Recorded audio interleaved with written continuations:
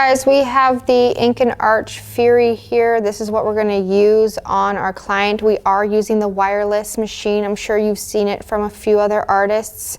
It's a really good machine. I like it. It really gets the job done when you have a really good technique. We do have 3 different settings here, 1, 2, and 3.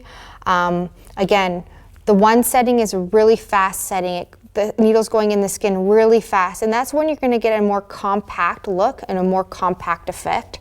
If you go to the 3rd, the slowest level, you're going to get more of a pixelated effect. Okay, so the needle goes in a lot slower. You get those really nice powdery pixely effects.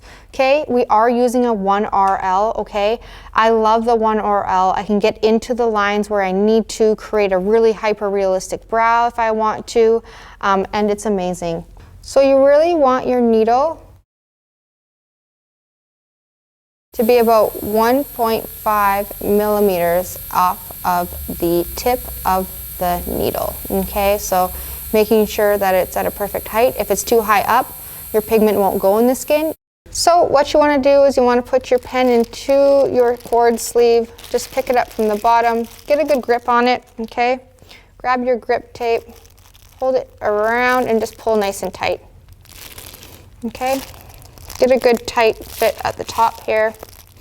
Pull and turn, and then just, once you get to the bottom, just tip up your bottom part.